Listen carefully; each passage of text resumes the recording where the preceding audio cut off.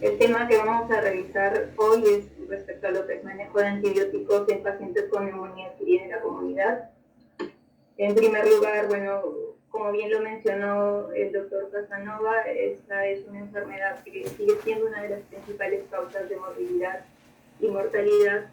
Va a tener una presentación variable que va a ir desde una forma leve, o fiebre, todos síntomas que se pueden manejar de forma ambulatoria, hasta cuadros graves de sepsis, que van a requerir incluso atención en cuidados intensivos. Va a ser más frecuente en pacientes varones, en los extremos de la vida y cuando también se asocian a enfermedades concomitantes. Un factor pronóstico esencial va a ser, y bastante importante de hecho, va a ser la elección del antibiótico, lo cual va a estar en relación a tres aspectos principales, ¿no? El ambiente epidemiológico de cada lugar, las características del huésped y la gravedad del episodio clínico. En cuanto a su definición, bueno, la neumonía adquirida en la comunidad se va a referir a una infección aguda del parénquima pulmonar que va a ocurrir en pacientes que no están hospitalizados o que tienen menos de 48 horas hospitalizados. Tanto la replicación del patógeno que se encuentre como la producción de sus factores de virulencia y la respuesta inmune del huésped es lo que va a condicionar inflamación y daño parenquimal. Respecto a la epidemiología de esta enfermedad, bueno, aproximadamente 650 adultos son hospitalizados por neumonía adquirida en la comunidad cada año por cada 100.000 habitantes en Estados Unidos, lo que corresponde a alrededor de 1.5 millones de hospitalizaciones solo por neumonía adquirida en la comunidad en cada año. En general, se ve que alrededor del 30% de pacientes con esta enfermedad de todas las edades van a requerir admisión hospitalaria. Esto va a variar, de hecho, según la literatura, ¿no? Se plantea que puede hasta un 60% más o menos.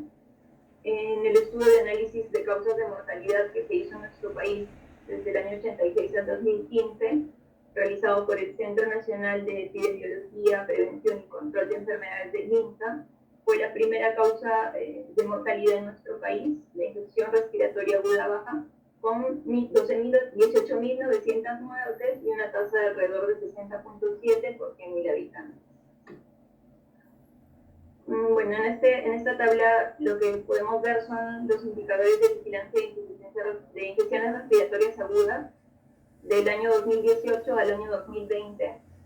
Y bueno, resaltando en esta tabla lo que ya mencionaba anteriormente, ¿no? O sea, la neumonía en pacientes de edades extremas, principalmente en pacientes mayores de 60 años, se ha mantenido en los años e incluso se ve un aumento para lo que es el año 2020, esto probablemente en relación a la pandemia, y se ve que en niños, bueno, lo que llama la atención también, pues que en niños menores de 5 años, la incidencia acumulada ha ido disminuyendo, ¿no? Probablemente porque por las restricciones pues, que ha habido en los últimos meses, en el último año, y el subdiagnóstico que se estaba haciendo de este grupo etario, ¿no? En cuanto a la etiología, bueno, vamos a dividirlo en tres grupos, lo que son bacterias típicas, bacterias atípicas y virus respiratorios. La denominación de atípico va en relación a que son bacterias pues, que van a tener una resistencia intrínseca a lo que son beta-lactámicos y una dificultad, o bueno, no van a poder cultivarse por medios tradicionales, ¿no? Y también van a tener por ahí ciertas diferencias con las bacterias típicas, pero no son totalmente específicas o patognomónicas, ¿no? Los síntomas o el cuadro que presenten. Tampoco es algo que se venga utilizando actualmente. En cuanto a las bacterias típicas, bueno, neumococo sigue siendo la causa bacteriana más común, representando más de la mitad de los casos. Tenemos a Haemophilus, Morracella, Staphylococcus aureus, bacterias aerobias gram-negativas. Dentro de las bacterias atípicas, Mycoplasma, una de las más frecuentes, Legionella, Clamidia. Y dentro de los virus respiratorios, bueno, coronavirus, el SARS-CoV-2, virus influenza, rinovirus, entre otros. La prevalencia de estos virus pues va a depender, de estas bacterias, virus, va a depender del ambiente epidemiológico, ¿no? De la geografía, la vacunación, ¿no? El estado de vacunación del lugar, e incluso de los factores o las enfermedades que presente cada persona, su estilo de vida, factores. Bueno, hay datos escasos sobre el perfil microbiológico de lo que son neumonías adquiridas en la comunidad de nuestro país. Se ha reportado por ahí la resistencia de neumococo a la penicilina alrededor de un 22%. En realidad hay muy pocos datos respecto a ello. Y bueno, dentro de la etiología de las causas de neumonía adquirida en la comunidad, se ha planteado también dos gérmenes importantes, como son el estafilococo aureus meticilino resistente y la pseudomonas, donde vamos a encontrar factores de riesgo que nos hagan sospechar la presencia de estos gérmenes, y que va a ser muy importante para poder decidir la cobertura antibiótica que vamos a optar para el paciente, ¿no? En lo que corresponde, en realidad ambos, la principal o la que se ha demostrado más consistente es el antecedente de una infección previa a cualquiera de ellos, que hay antecedentes también de colonización conocida, y también la hospitalización con uso previo de antibióticos durante los 3 meses previos, ¿no? Hay algunos otros factores que se describen para cada uno de ellos, pero bueno, esos son los 3 principales.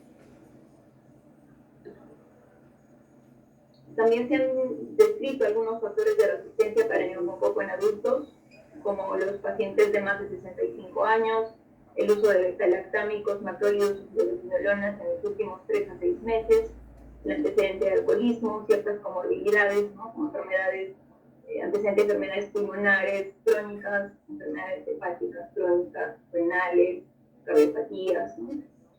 Y terapia o enfermedad inmunosupresora también. Bueno, hablar un poco de lo que es patogénesis.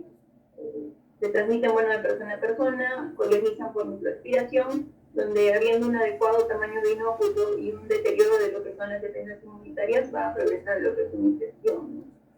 El patógeno infectante se ha descrito que probablemente tenga que competir con microbios residentes para poder replicarse, y se ha planteado que ciertas agresiones externas, como exposición a humo e incluso una infección viral, podría ocasionar una replicación incontrolada de estos microbios que residen normalmente, ¿no?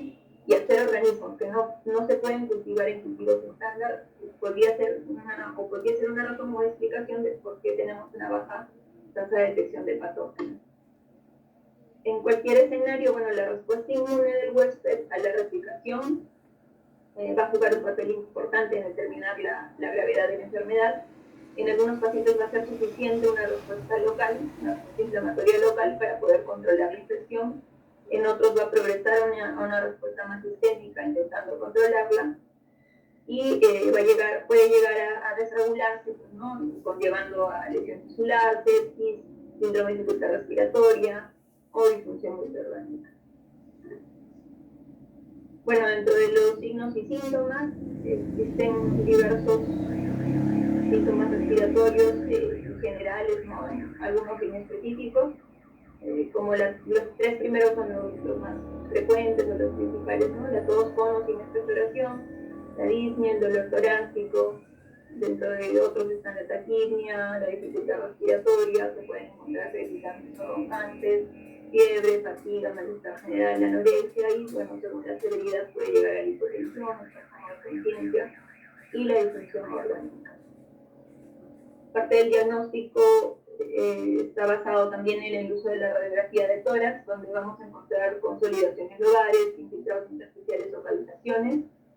Se ha descrito que la afectación bilateral o demás de los dos lóbulos puede ser indicador de gravedad, y la tomografía de tórax en algunos pacientes seleccionados con sospecha clínica, se puede utilizar en algunos pacientes con sospecha clínica, sobre todo en aquellos que son inmunosuprimidos, pero sin embargo, bueno, no se usa de forma rutinaria, ¿no? Entonces, un síndrome clínico compatible asociado al infiltrado en la radiografía de tórax va a ser suficiente para establecer un diagnóstico inicial.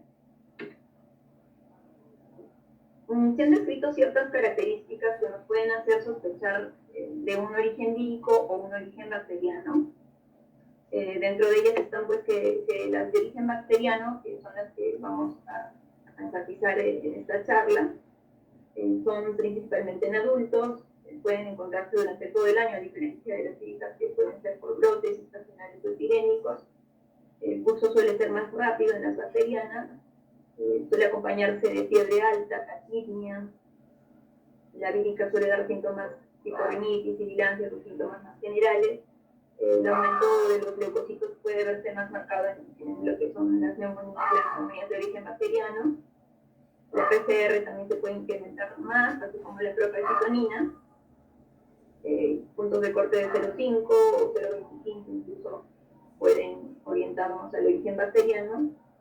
La radiografía de tórax puede evidenciar resultados más de tipo alveolar y la respuesta al tratamiento antibiótico lógicamente va a ser más rápida en la de origen bacteriano. En cuanto al lugar de manejo, bueno, también va a ser un punto importante para definir, ya que de acuerdo a eso también vamos a decidir el tipo de antibiótico que vamos a usar. Se han utilizado para esto lo que es la guía de la ATF, que se publicó en el año 2019, donde nos habla pues, de lo que son escalas de predicción de mortalidad versus, asociado al criterio clínico o al juicio clínico versus únicamente utilizar un criterio clínico para decidir si se va a hospitalizar o no el paciente, ¿no?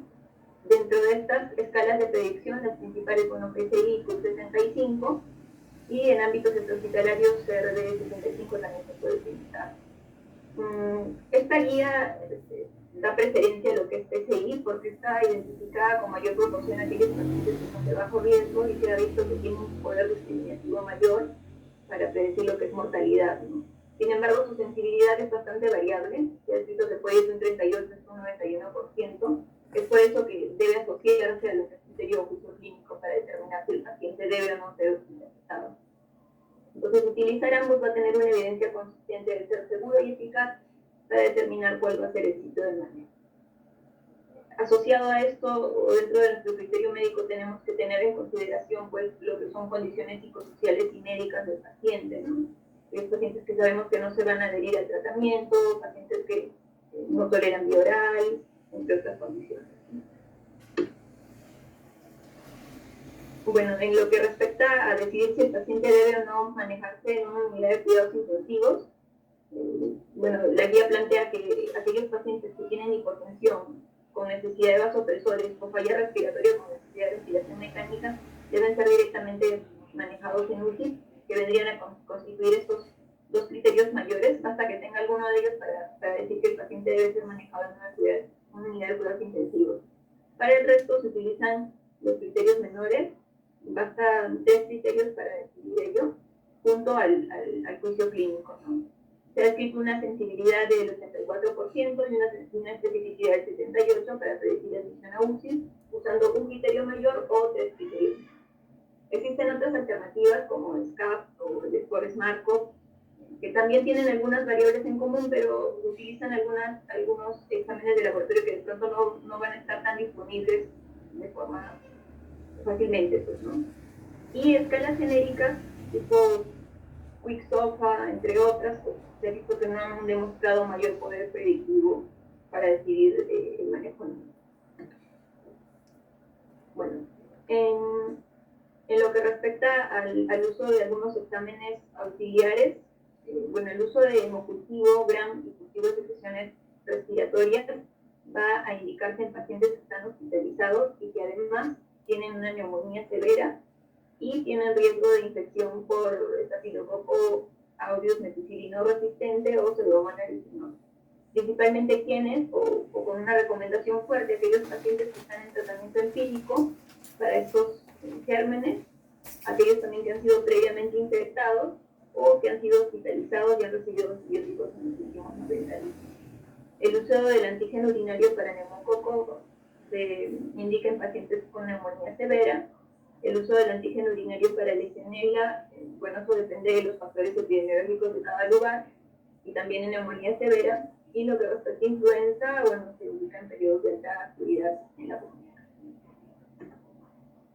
En lo que respecta al uso de procalcitonina asociado al juicio clínico versus únicamente utilizar juicio clínico para determinar si se inicia un antibiótico, bueno, si bien es cierto, este examen nos ayuda o nos orienta a determinar si estamos tratando o si estamos enfrentándonos a una neumonía de origen viral o bacteriano. Incluso se plantea plantean puntos de corte, ¿no? Menor a 0, menor igual a 0.1, mayor igual a 0.25. Su uso no debe retrasar el inicio del antibiótico, ¿no? O sea, no es necesario, estrictamente necesario tener este resultado para decidir empezar el tratamiento. Entonces, resumiendo un poco lo que decíamos antes, entonces tenemos 3 tipos de grados, ¿no? Lo que es leve, moderado y severo, según PCI o PUR 65, donde vamos, de preferencia se va a utilizar PCI, aunque todavía pues igual se sigue recomendando PUR 65 porque es más práctico y más fácil de utilizar también. Según la puntuación, pues vamos a decir si nuestro paciente va a ser tratado de forma ambulatoria, en hospitalización general o en una unidad de cuidados intensivos, y en quienes vamos a solicitar una evaluación microbiológica. Esto, bueno, se debe tener consideración en los ambulatorios. Si bien es cierto, se describe que no está indicado realizar cultivos de escudo ni cultivos. En la época actual, pues sí tenemos que hacer de todas formas un descarte de lo que es coronavirus, ¿no? COVID-19 o SARS-CoV-2 y, bueno, influenza según la incidencia de en qué tiempo se esté evaluando.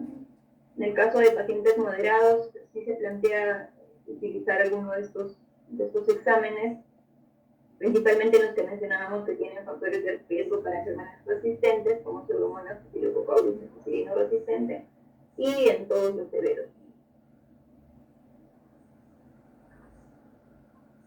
Bueno, entrando en lo que es el manejo de los pacientes, primero vamos a ver lo que son el caso de los pacientes ambulatorios. Aquí tenemos que ver si es un paciente que tiene o no comorbilidades mayores. Dentro de las que se describen está la enfermedad pulmonar crónica, EPOC principalmente, enfermedad renal, hepática o cardíaca, antecedente de diabetes, de alcoholismo, cáncer o astenia. Si no existe ninguna de estas comorbilidades y el paciente no es alérgico a penicilina, se puede utilizar amoxicilina o un macrolido. Amoxicilina dosis alta y un macrolido que siempre y cuando, bueno, la guía nos menciona siempre y cuando sepamos que hay una resistencia menor al 25%. Nos da como opción doxiciclina en pacientes alérgicos o que no puedan utilizar macrolidos.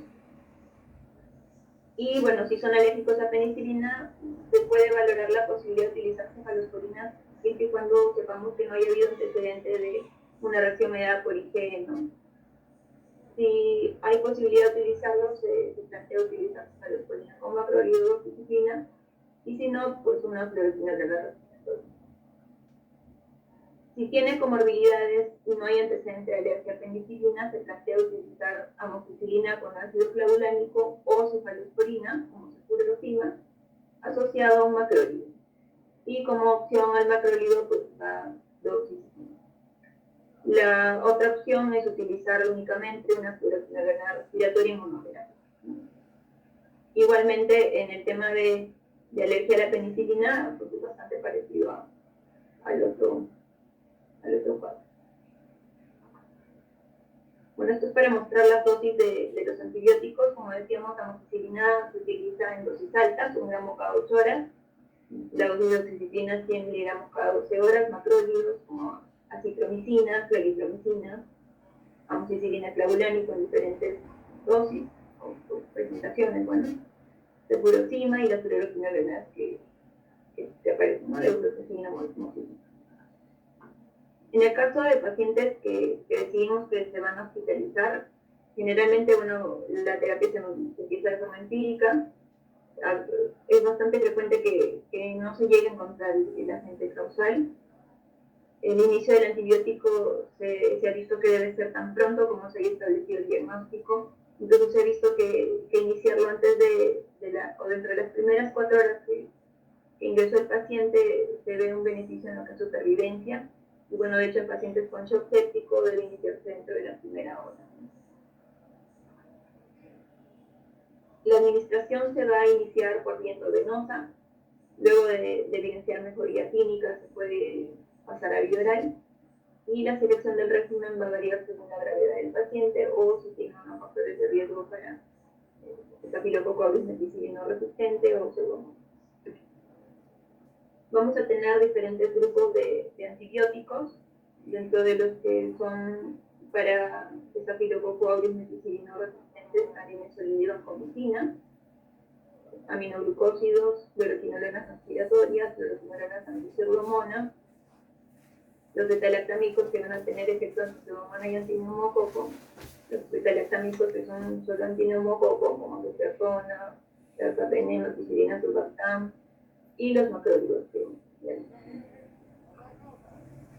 Entonces, si tenemos un paciente que está en un área de hospitalización general, vamos a ver si, en primer lugar, es o no alérgico, igual hay antecedentes o no de alergia a los betalactámicos.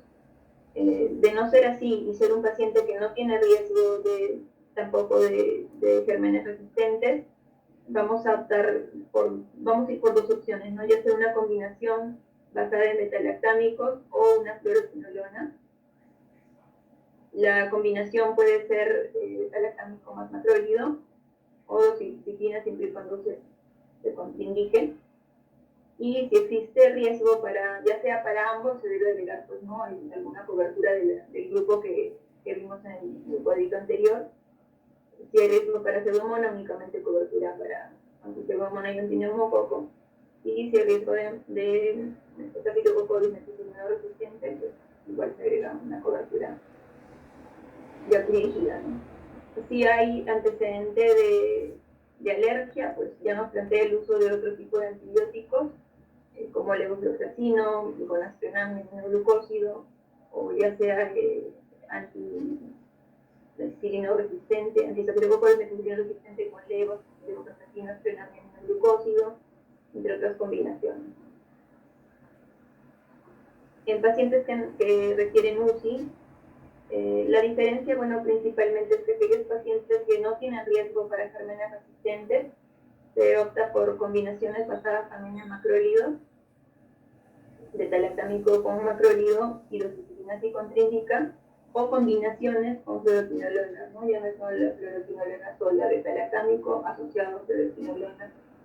En realidad hay estudios observacionales que han demostrado que la asociación o la respuesta es mejor asociando betalactámico y macrólido, pero bueno, igual es una evidencia todavía baja, probablemente tenga que ver con la propiedad o la función inmunomoduladora del macrólido, ¿no? Y bueno, según el riesgo de resistencia a qué germen tengamos, pues tendremos también que agregar la cobertura que corresponde, ¿no?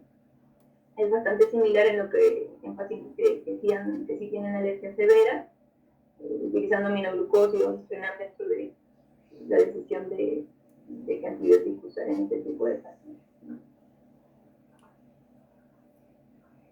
Bueno, si hay sospecha de neumonía aspirativa, se ha visto que, bueno, no es necesario utilizar cobertura de anaerobios.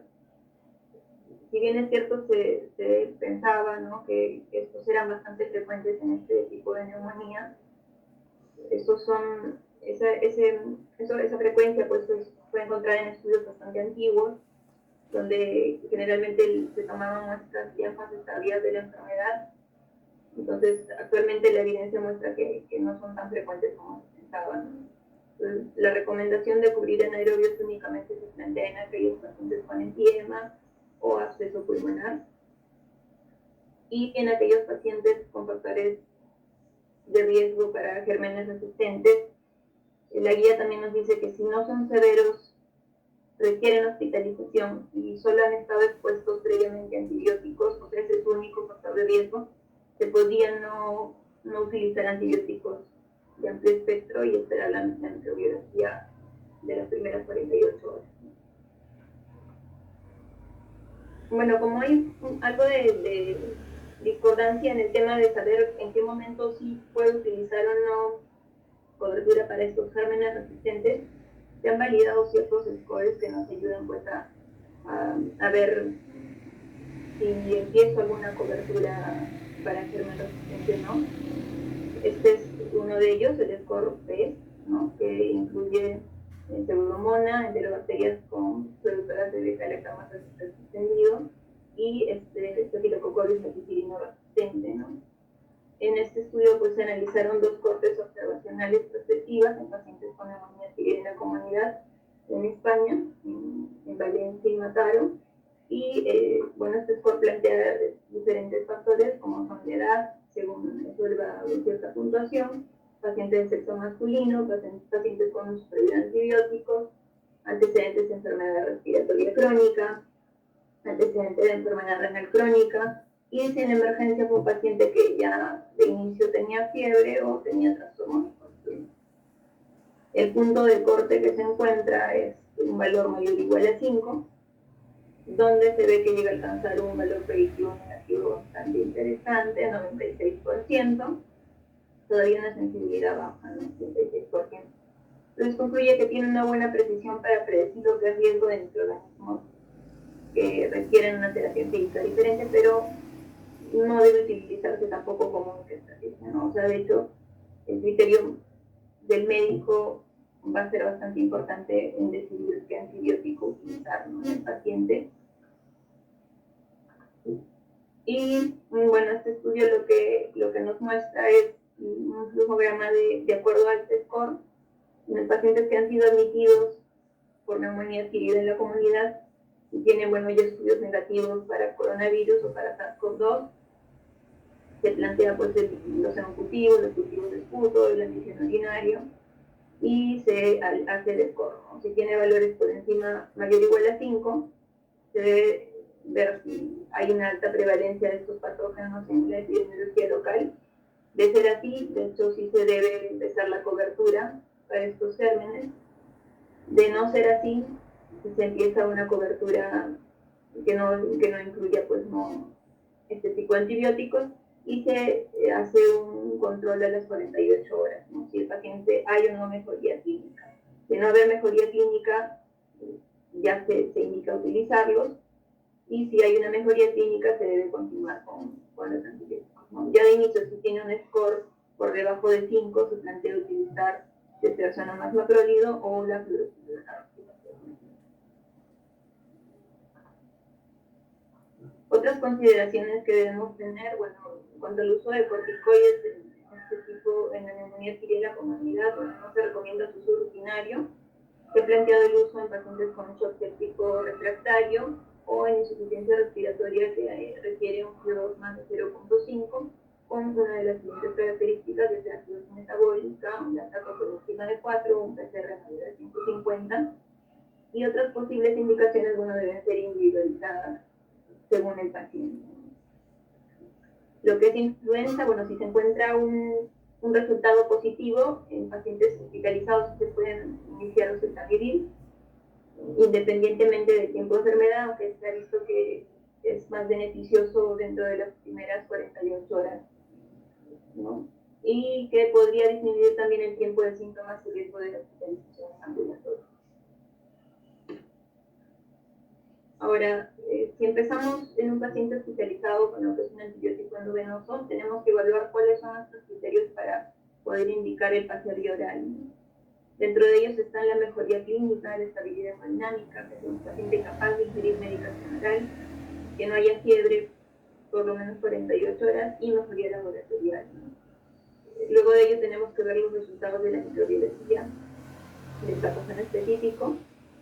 Si no los tenemos, podemos ya pensar en cambiar a la vía oral, o si los tenemos, cambiarlo de acuerdo al patógeno que hemos encontrado. Bueno, si estábamos utilizando ceftriaxona o macrolido, hay que ver si el riesgo de resistencia para neumococo, de no ser así, pasamos a amoxicilina vía oral o una cefalosporina tercera con macrolido de citrulina. Y si tenemos riesgo de resistencia, pasamos a amoxicilina dosis altas, una cefalosporina, asociada a macrolido. Y bueno, si estaba recibiendo fluoroquinolona endovenosa, bueno, si se cambiaron a fluoroquinolona ya vía oral. En lo que respecta a la duración del tratamiento, bueno, se debe indicar el tratamiento hasta que se alcance estabilidad clínica. La guía nos plantea una duración de por lo menos 5 días y bueno, coincide con otras guías de otros países. En pacientes graves o con comorbilidades crónicas se ha planteado que puede ser hasta 7 a 10 días. asociado a criterio clínico puede utilizarse también procalcitonina para guiar suspensión de antibióticos, sobre todo en aquellos lugares donde tienen estancias o promedio de estancias prolongadas, estancias hospitalarias prolongadas. También puede prolongarse cuando se presentan complicaciones, ¿no? Meningitis, endocarditis, entre otros tipos de infecciones extrapulmonares o complicaciones, y se plantea 7 días de pacientes que estén siendo tratados para Staphylococcus multisílico resistente o segundo. Bueno, la guía CEPAR coincide también en el tema de 5 días de tratamiento. Debe individualizarse también, ¿no? Basarse en criterios de estabilidad clínica, por lo menos 48 horas de ausencia de fiebre y sin más de una inestabilidad clínica, ¿no? Funciones de presión arterial sistólica menor de 90, frecuencia cardíaca más de 100, frecuencia respiratoria más de 24, que esté saturando menos del 90% ácido ambiental. Bueno, se han descrito nuevos antibióticos, ¿no? Aspirina, velacloxacina, lefamulina. Se han comparado varios con efectos bastante similares a moxifloxacino. Tienen diferentes coberturas, sin embargo, ya que la experiencia todavía con estos antibióticos es limitada, su uso todavía se reserva para situaciones en las que no tenemos opción de tratamiento alternativas disponibles, ¿no? O hay un riesgo de efectos adversos a otro tipo de antibióticos.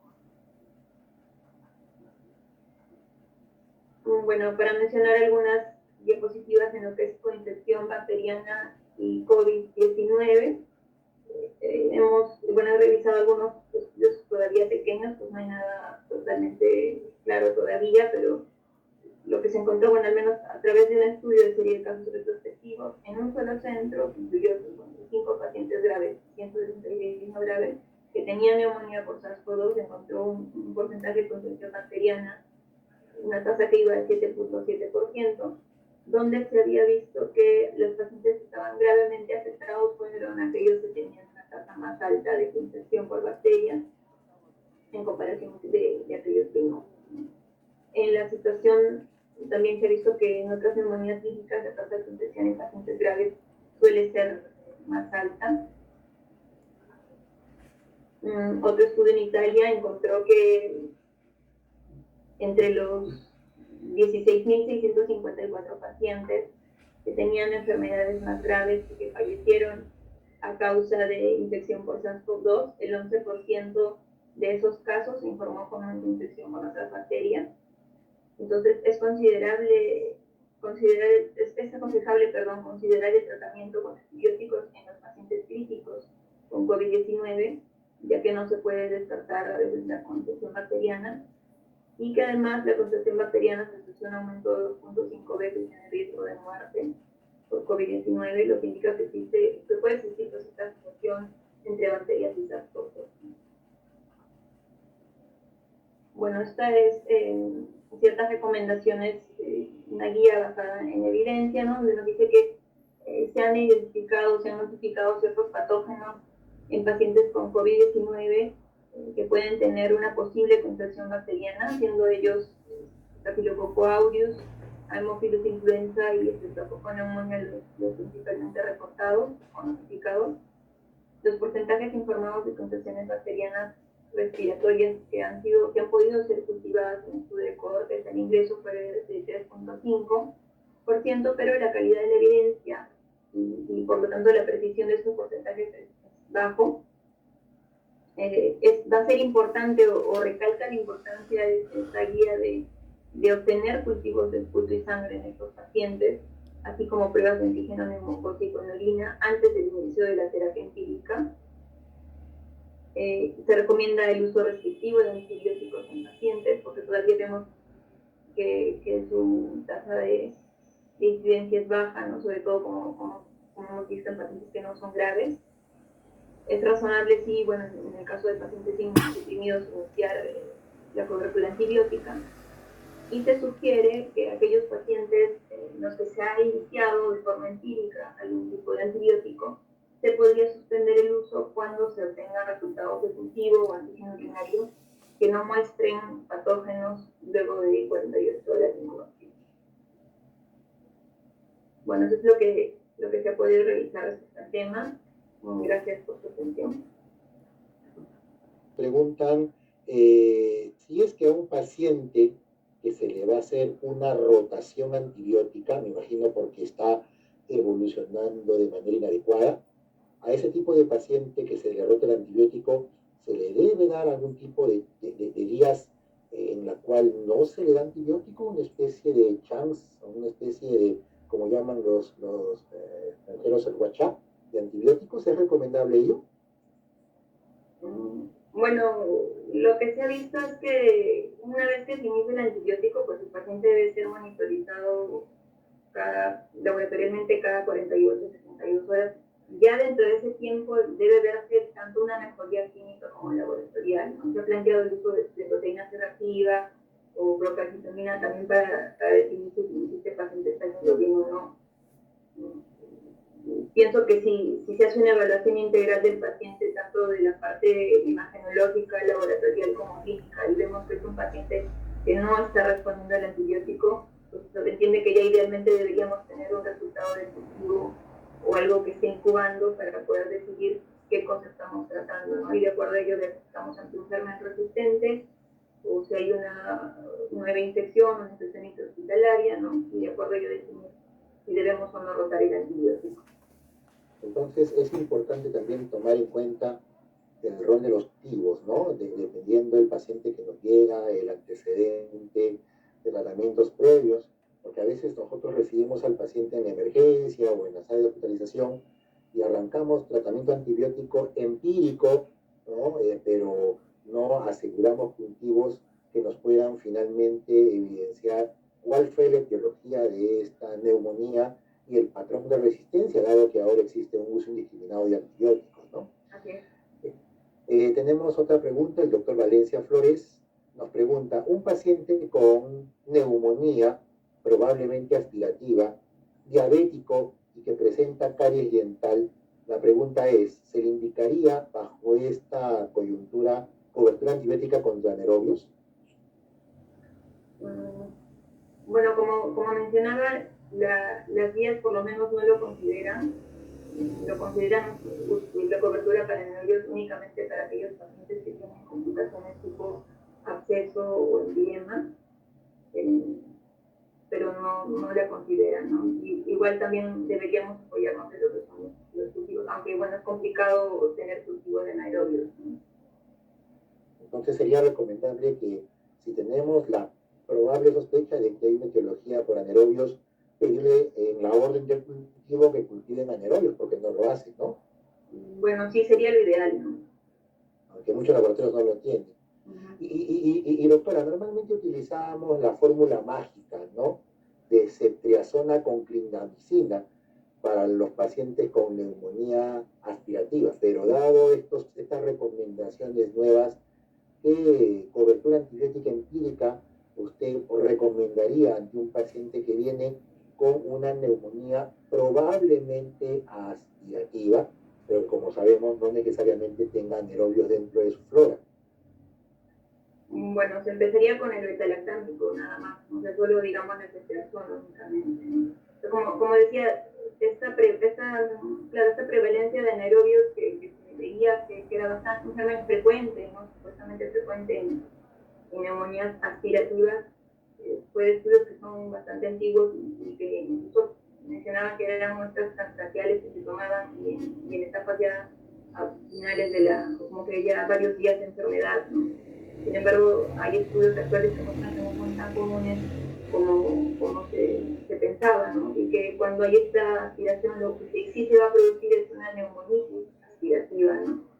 Que bueno, eso es nada más tratamiento de soporte, ¿no? Claro, eso es muy importante, ¿no? La visión del manejo antibiótico para la neumonía ha cambiado. Mientras anteriormente dabas doble o triple cobertura pensando que ampliabas el espectro, ahora se sabe de que no necesariamente se logran mejores resultados dando coberturas dobles o triples, al contrario, puedes originar ampliación de resistencias y hacerle finalmente daño al paciente, ¿no? Ahora se objetiviza más en un tratamiento con un solo antibiótico, ¿no? Pero, doctora, ¿y existen algunas condiciones en donde sí sería recomendable el manejo con dos antibióticos? Estoy hablando de las neumonías aquellas en la comunidad. Bueno, según el flujograma, lo que recomienda las guías, pues, ¿no? Nos habla de doble cobertura en pacientes que son hospitalizados y que no tienen riesgo que tienen o no tienen riesgo, según ellos decidimos qué tipo de antibióticos, principalmente lo que son hospitalizados. El único, cuando indica monoterapia, pues en pacientes ambulatorios principalmente, pero ya desde que se hospitalizan plantea usar doble cobertura. Nos da la opción de utilizar solo la fluoroquinolona como monoterapia en los hospitalizados, pero desde ahí ya se puede plantear utilizar doble cobertura. Muy bien, seguimos con las preguntas del público virtual presente. A ver, pregunta el doctor Cisneros si es que es necesaria una radiografía de tórax previa para el diagnóstico de neumonía en el primer nivel de atención. ¿Qué le parece esa interrogante, doctora?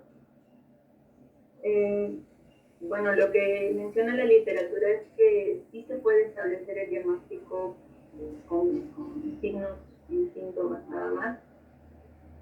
Y bueno, el hecho de usar la radiografía es una disponibilidad del examen, pero sí se podría hacer un diagnóstico clínico de la enfermedad. Quizás el reto que tendríamos sería para las neumonías atípicas, ¿no? Que son frecuentes en jóvenes y a veces nos dan, no dan mucha sintomatología respiratoria, pero sí mucha sintomatología sistémica, ¿no? A propósito, tocando ese tema de las neumonías atípicas, doctora, ¿cuál es el rol de los macrólidos para este tipo de neumonías? Primera parte de la pregunta. ¿Y cuál es el rol de los macrólidos en lo que viene a ser la prevención de infecciones respiratorias?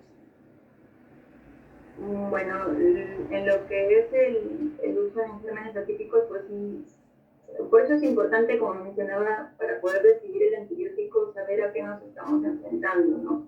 ¿Cuál es el ambiente epidemiológico que manejamos? Y eso, lamentablemente, en nuestro país, pues, hay muy poco que se sabe respecto a eso, ¿no? Todavía sí se viene planteando monoterapia, pero hay guías o sea, monoterapia únicamente con amoxicilina sin cobertura de gérmenes atípicos, como veíamos en la guía de la ATS, pero por ejemplo la guía española plantea asociar macrólidos, o sea, amoxicilina y macrólido, porque sí necesitan cobertura de gérmenes atípicos. Entonces, va a variar dependiendo del perfil microbiológico de cada lugar, ¿no? Y en lo que respecta a prevención, pues se ha visto un efecto modulador, pero en pacientes principalmente que ya tienen una enfermedad pulmonar crónica, ¿no? Como el POC, que tienen bronquiectasias, ¿no? Que tienen exacerbaciones frecuentes, ¿no? Más de 3 por año. Luego de ello no se describe que deban indicarse. Perfecto. Hay una pregunta muy interesante del doctor Luis Vargas Marquina, me parece muy interesante. Nos plantea este caso clínico. Un paciente que tiene una neumonía por SARS-CoV-2 confirmada, me imagino que a lo mejor por alguna prueba antigénica, hisopado o una prueba molecular, que ingresa a hospitalización con cánula nasal, entiendo de que ya es una neumonía COVID severa porque requiere oxígeno, y presenta un hemograma con 15.000 leucocitos con menos del 5% de bastones, entiendo que debe ser 3, 4, ¿no? Al menos para que sea significativo, habría que ver el absoluto, pero ahí está, más de 500. Pero con una procalcitonina negativa, menor a 0.01. La pregunta es, ¿le daríamos antibióticos? Yo creo que ahí podemos sacar una pregunta más pequeñita. ¿Es la procalcitonina positiva un requerimiento absoluto para iniciar antibiótico? No necesariamente, porque no siempre va a estar elevada, ¿no? Micoplasma, legionela no elevan procalcitonina. Cuando hay accesos a enzimas tampoco pueden encontrarse elevadas. Sí es interesante la pregunta, incluso, o sea, como mencionaba la guía, por ejemplo, cuando decide que si empezar o no cobertura antibiótica, ¿es uso clínico y procalcitonina o solo uso clínico? Entonces, no considera procalcitonina para poder indicar el uso del antibiótico. Sin embargo, en el caso de coronavirus, por ahí que hay revisiones o hay grupos de personas, ¿no?, que están utilizándolo para basarse en su decisión de utilizar el antibiótico, ¿no? Sin embargo, teniendo en cuenta también, por ejemplo, lo que es influenza, por tomar un ejemplo de algo de infección viral, ¿no?, y eso, o parecido a lo que es SARS-CoV-2, nos decía si tenemos un diagnóstico de influenza, debemos o no empezar antibióticos. Y bueno, la guía nos dice que si hay sospecha de neumonía, de infección con bacteriana, sí se debe específicamente iniciar el antibiótico, y no menciona que se deba tomar una propositamina o complementar con algo que también. Basta, pues, de hecho, lo que ya veíamos son los hemocultivos y los cultivos de flujo, nada más.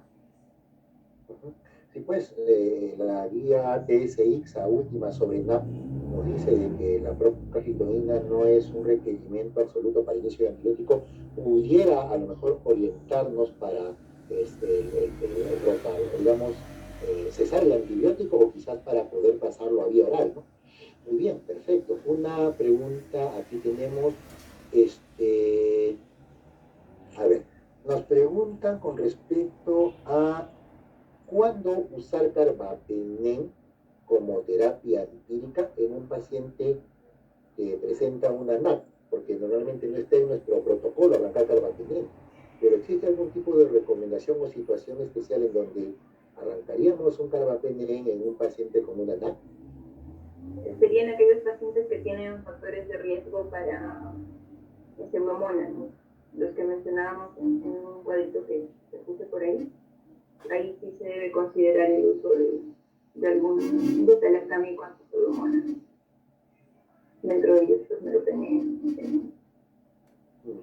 Y con respecto a la pseudomona, doctora, ¿se sigue teniendo el concepto de que ante una neumonía por pseudomona el tratamiento debería ser doble?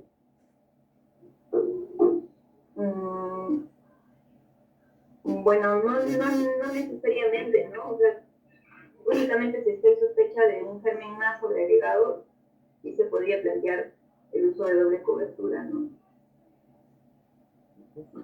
Perfecto. Aquí pregunta el doctor Rodríguez, si bien es cierto se sabe que el PSI tiene un valor diagnóstico y predictivo más potente que el CUR-65, el CUR-65 es sencillo para poder, digamos, clasificar al paciente. Pero hay también una escala que es el CRB65, es decir, el CUR, pero sin el nivel de uria, que se usa mucho en la atención primaria. ¿Usted cree que es importante poder utilizarlo en la práctica para decidir si ese paciente amerita o no referirlo a un centro hospitalario para seguir su manejo de neumonía? Pienso que sí. En la atención primaria es complicado, PCI, CUR-65 sí es complicado de tenerlo, ¿no? Entonces, sí es una opción en la atención primaria. Muy bien. Otra pregunta que tenemos acá, porque este tema es muy apasionante. Nos preguntan por acá, bueno, usted creo que ya lo dijo, ¿cuándo debo hacer el cambio de antibiótico en un paciente que está con una neumonía adquirida en la comunidad? ¿Cuándo digo, no, yo creo que le cambio el antibiótico por tal o cual? ¿En qué momento? Bueno, como decía, generalmente ya la resolución de la fiebre o ya la estabilidad del paciente suele verse dentro de las primeras 72 horas, ¿no? Y ahí por lo menos debería tener idealmente un resultado de uno de los cultivos para ver qué patógeno se está tratando. Y de acuerdo a ello dirigir el tratamiento. Doctora, si eso no está pasando, de pronto sí habría que ver por qué. Perfecto, perfecto. Doctora, un comentario y una reflexión con respecto a aquellos colegas que están utilizando antibióticos de manera indiscriminada en los pacientes con COVID, sobre todo COVID que no son catalogados como severos, incluso en algunos pacientes COVID severos, combinaciones como cefirazona con clindamicina, más amikacina, acitromicina y otros, no sé, algún comentario al respecto. ¿Qué nos puede provocar este tipo de práctica? Bueno, lo que puede provocar es que, si bien es cierto, ahorita no tenemos claro nuestro perfil microbiológico, todavía podemos basarnos en guías y en antibióticos de los cuales disponemos gran parte de ellos, pues lo que estamos haciendo es generar gérmenes mucho más resistentes en la comunidad, ¿no? Y que cuando todo esto pase, pues sea más complicado tratar nuestras neumonías adquiridas en la comunidad por bacterias, ¿no? Debemos tener un criterio médico y un criterio adecuado según el paciente, según lo que estemos tratando, y para eso tenemos pues las guías para poder orientar nuestro manejo. Bien. Una pregunta también aquí interesante es, ¿qué esquema antibiótico recomendaría para un paciente con neumonía que en la comunidad que tenga a su vez derrame pleural agregado? Bueno, si tenemos un paciente complicado, bueno, acceso, dependiendo, ¿no? Si no es empiema, no agregamos clindamicina, pero si no, la cobertura pues va a partir de lo mismo, ¿no? De lo mismo que se indica para si estuviera o no hospitalizado, ¿no? Su cefalosporina en combinación con macrolido o su solución respiratoria cíclica o no había factores de riesgo para enfermedades resistentes. Perfecto. Y con respecto al uso de quinolonas, ¿no? Muchas veces vemos de que de manera indiscriminada se usan las quinolonas dentro de un país como el nuestro, con una elevada prevalencia de tuberculosis. No sé si puede darnos una reflexión o comentario al respecto. ¿Es recomendable a todo paciente con infección respiratoria en general arrancar como primera línea las quinolonas? Bueno, no, felizmente tenemos la otra opción, ¿no? Entonces, en nuestro país sí sería, creo que recomendable empezar con el beta-lactámico asociado al macrólido, o si es alérgico no podemos utilizarlo antes de decidir iniciar nada más la fluoroquinolona respiratoria y estar seguros de que no es un paciente con tuberculosis o descartar la enfermedad. Y de todas maneras tenemos que usar la fluoroquinolona. También algo que vemos es el dilema de cuánto tiempo doy tratamiento antibiótico a una neumonía, ¿no? Se tenía la regla estándar de 7 a 10 días, ¿no? Pero tenemos situaciones especiales en la cual el tratamiento se prolonga.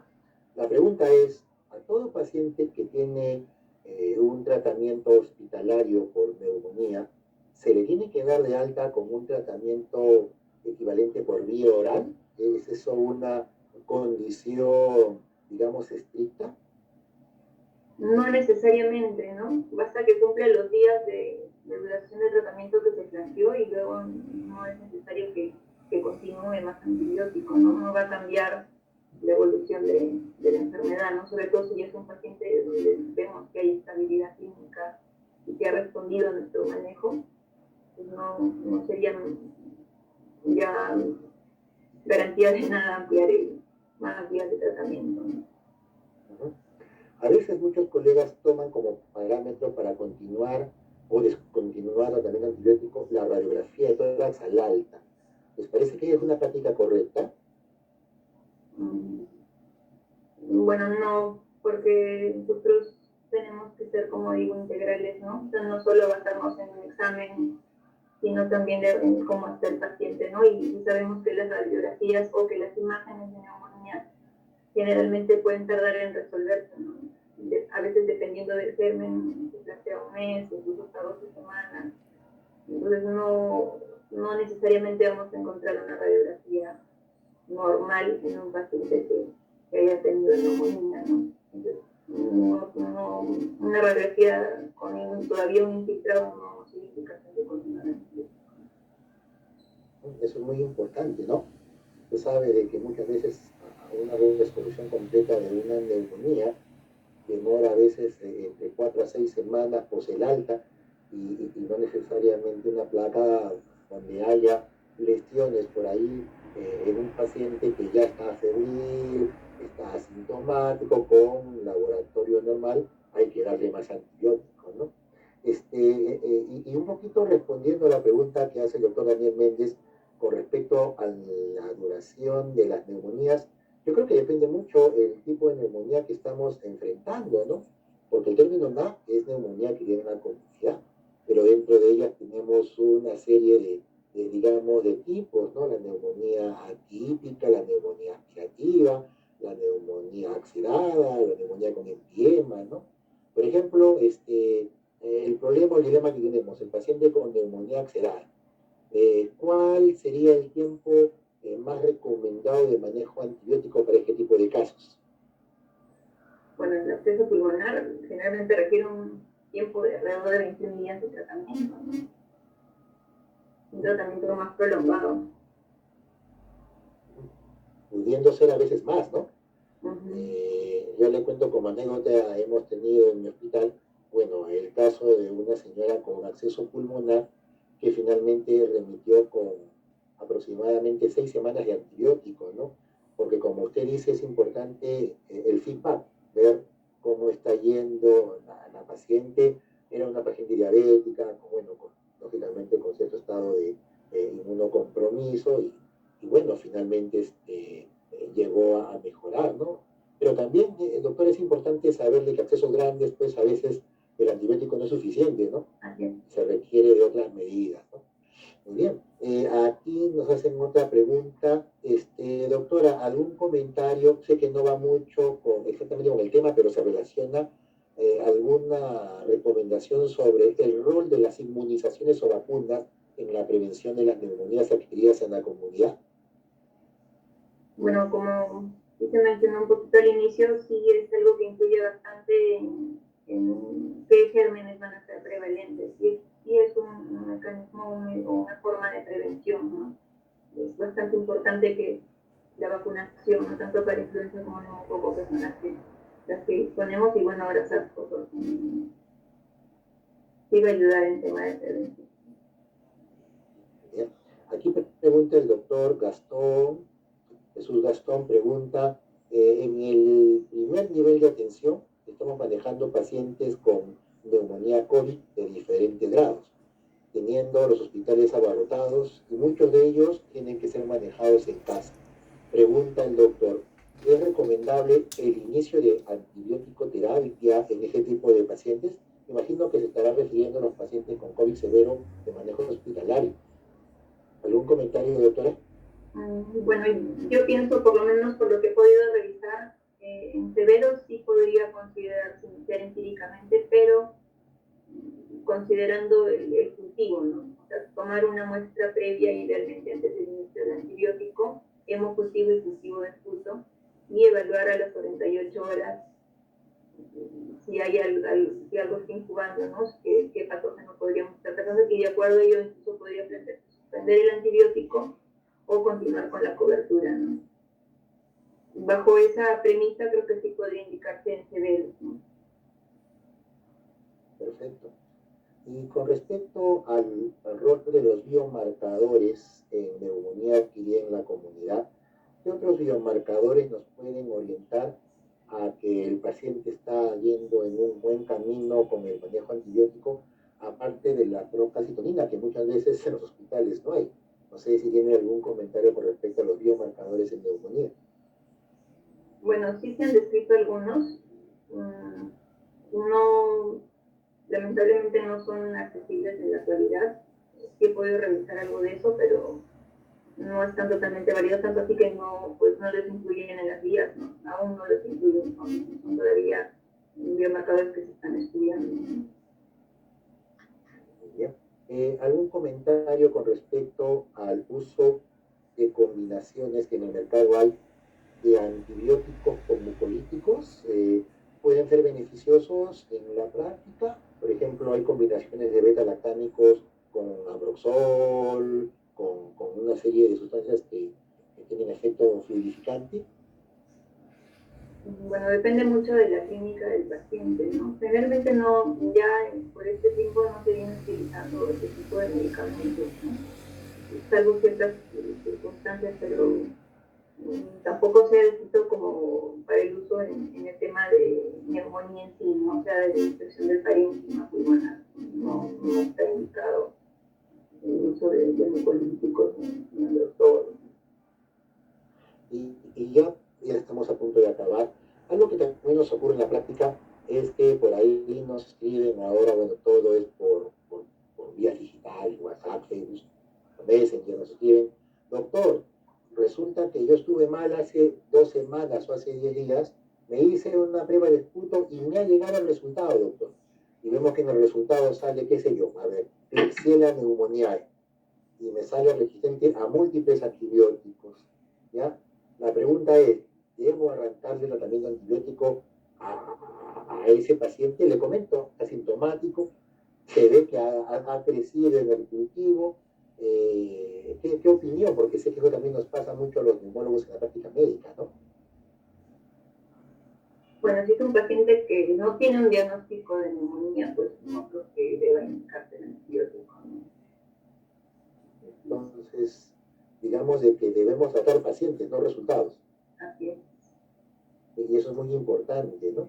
Y con respecto al uso de antibióticos en colonización, porque también nos pasa, ¿no? Pacientes que han salido de una neumonía y al poco tiempo presentan por ahí cultivos de esputo que a veces hasta la familia solicita y nos salen positivos. Tendremos que arrancar un nuevo ciclo de antibióticos. ¿Cómo diferenciar una colonización de una infección? Bueno, eso se podría extrapolar con el tema de si es un paciente con antecedente de bronquitis o si tiene algún tipo de secuela pulmonar asociada, ¿no? Para ver si estamos tratando una colonización, ¿no? Y todas las colonizaciones requieren antibiótico. No necesariamente. Si es un paciente estable y sin síntomas. No es necesario, ¿no? Perfecto, perfecto. Bueno, el tema da para más, ¿no? Han habido cerca de 40 preguntas, siguen llegando por ahí porque es un tema apasionante, ¿no? Bueno, vamos a hacer las 2 últimas preguntas en aras del tiempo, sé que también hoy día es Jueves Santo y debemos estar un poco en estado de reflexión.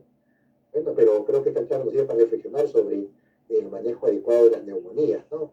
Ahora que estamos en una época en la cual está dando antibióticos a diestra y siniestra, ¿no? Doctora, por ahí nos preguntan con respecto al manejo de neumonía por estafilococo aureus sensible. Me imagino neumonía aquí en la comunidad por estafilococo aureus sensible. Tratamiento debería ser necesariamente hospitalario. Bueno, debería guiarse igual como ya lo mencionábamos, ¿no? Según PCI o Q65, decidir el grado de neumonía y de poder decidir si hospitalizar o no. No necesariamente van a meditar hospitalización. Perfecto. Y si fuera el caso de que el paciente tenga esta neumonía y tiene un PSI menor de 70 o un CUR menor de 2 que me indican de que se puede manejar ambulatoriamente, ¿qué cobertura antibiótica recomendaría? Bueno, si es sensible, puede utilizarse amoxicilina altas igual, ¿no? Eso es muy importante. ¿No? Si es un estafilococo sensible con amoxicilina o amoxiclavulánico, no hay mayor problema, ¿no? El problema sería si fuera un resistente, ¿no? Pero creo que tenemos alternativas orales para resistente y tenemos por ahí el sulfametocajol trimethoprim, que está muy olvidado y que también da cobertura para MARSA en caso de neumonía de manejo ambulatorio, ¿no? Que hemos visto hasta, no sé si usted ha tenido oportunidad de manejar rifampicina en pacientes con MARSA ambulatorio, que es un poco difícil, ¿no? Porque es parte del esquema, pero está descrito la rifampicina también como un tratamiento alternativo. Muy bien, y la última pregunta, doctora, porque ya este que yo con este cantaleta de la última hace como 10 preguntas atrás, es el uso de antibióticos nebulizados en neumonía de la comunidad. ¿Hay algún tipo de recomendación o estudio al respecto? No, no hay indicación de utilizarlos por esa vía, ¿no? No está Eso se reservaría más para los pacientes con neumonía intrahospitalaria con gérmenes muy resistentes, quizás, ¿no? Sí. Pero para lo que viene a ser ambulatorios, no, ¿no? Doctora, tus últimas palabras, una reflexión, quizás un consejo, ahora que estamos en